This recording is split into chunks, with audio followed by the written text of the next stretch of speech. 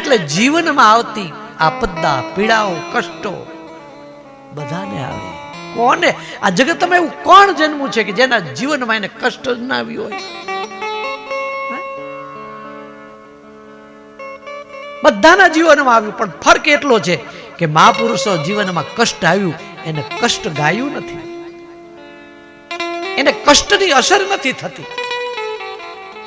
પીડાવું તો સંસારમાં આવવાની.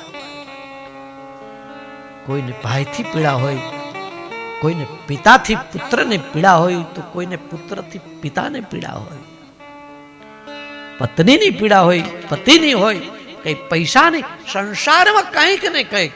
એ તન ધરિયા કોઈ ન સુખિયા, જો દેખા સબ દુખિયા. કબીર સાહેબ એમ કહે કે આ જગતમાં કોણ પૂર્ણ સુખી છે? જેને તન ધારણ કર્યું હોય કોઈ સુખી નથી. કોઈક ને કોઈક દુઃખ લઈને બધા જ અહીં ફરે છે. જીવનમાં ગમે તેવી પીડાઓ આવે છતાં પીડાની અસર જો મન ઉપર ન થાય તો રામ રામ થશે. जिसके होठों पे हंसी और पाँवों में छाले होंगे, प्रभु वही तेरे ढूंढने वाले होंगे. जिसके होठों पे हंसी और पाँवों में छाले होंगे, वही प्रभु तेरे ढूंढने वाले होंगे. जेना जीवन में कष्टियों आवे, विपत्ति आवे छता विपत्तिनी असर न थाय, એ પ્રભુ તને ઢૂંઢે, એ તને ગોતી શકે, બીજાનું કામ નથી. સુખમાં તો શોભા ધરે, કરે કલ્પના કામની, સુખમાં ન સાંભળે એક રટના સીતારામની.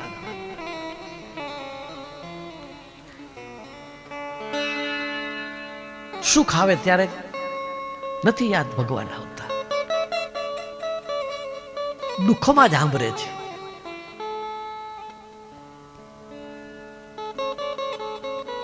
તમે જોજો, ઈશ્વરની યાદ વધારે ક્યારે આવે? જ્ઞાની પુરુષોની વાત નથી કરતો, એ તો 24 કલાક એ પ્રભુ માં ડૂબેલો જ રહે છે. આપણા જેવા સાધારણ માણસની વાત છે. આપણને ઈશ્વર વધારે ક્યારે આવે? તકલીફો પડે ત્યારે, કષ્ટો આવે ત્યારે પરમાત્મા બહુ યાદ આવે, બહુ યાદ આવે. અને જ્યાં તકલીફ પૂરી થાય ત્યાં ભગવાન પાછા ભૂલી જવાય છે. તો જીવનમાં સારા અને નરસા પ્રસંગો આવે, એકધારી સ્થિતિ કોઈની રહેતી નથી જ. આજ સુખ છે તો કાલ દુઃખ આવશે જ. ક્યારેય કોઈના જીવનમાં એકલું સુખ આવ્યું હોય મને કહો, અને ક્યારેય કોઈના જીવનમાં એકલું દુઃખ આવ્યું હોય તો કહો.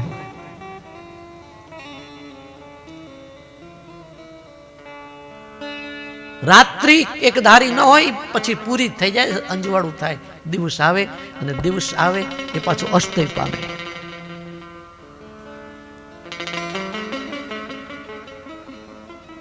એકધારી સ્થિતિ ક્યારેય કોઈની રહેતી જ નથી. એટલે જાહી વિધિ રાખે રામ, તાહી વિધિ રહીએ.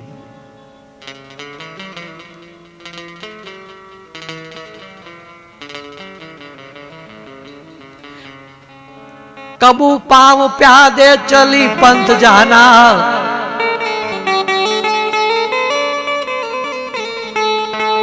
कबू पाँव प्यादे चली पंथ जाना, कबू बहनम सुमन समाना. क्यारेक कवि के એવું બને કે મસ્તક ઉપર વજનનું કોટલું હોય અને તમારે ચાલીને જવું પડે, તો ક્યારેક બહનમ સમાના, ક્યારેક તમે વાહનમાં બેઠા હોય, અરે વિમાનમાં બેઠા હોય.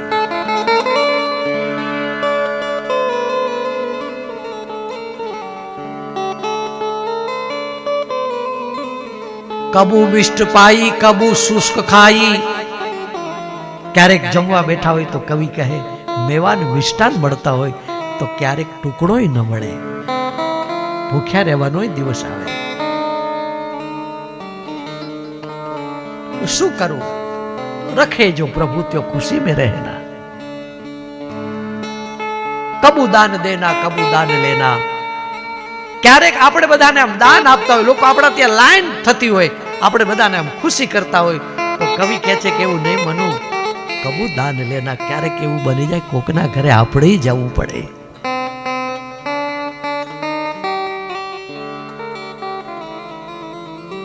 ક્યારેક ઉઘાડા પગે ફરવું પડે, ક્યારેક વાહનમાં બેસવાનું મળે.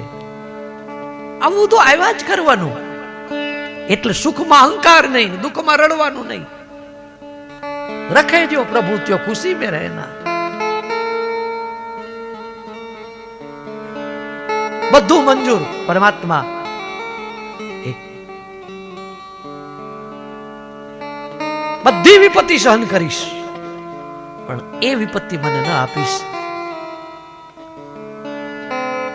તને હું ભૂલી જાઉં. આ મોટામાં મોટી વિપત્તિ છે. હનુમંત વિપત્તિ પ્રભુ સોઈ. હનુમાનજી કહે છે રામને મોટામાં મોટી વિપત્તિ કહી. હનુમંત વિપત્તિ પ્રભુ સોઈ, જબ તબ સુમીરન ભજન ન હોઈ. જે સમય ભગવાનનું ભજન ન થાય, સુમિરન ન થાય, એ જ મોટામાં મોટી વિપત્તિ છે. આથી મોટી કોઈ દુનિયામાં વિપત્તિ જ નથી. જે દિવસ એવો જાય ને કે આજ મારે ભગવાનનું સ્મરણ ન થયું, એ જ આપણું મોટું દુઃખ, એ મોટી વિપત્તિ છે. દિવસ ને એક ક્ષણ એવો ન જવો જોઈએ કે આપણે પ્રભુને યાદ ન કરીએ. પરિસ્થિતિ તો ઊંચી નીચી જીવનમાં આવ્યા જ કરશે, આવ્યા જ કરશે.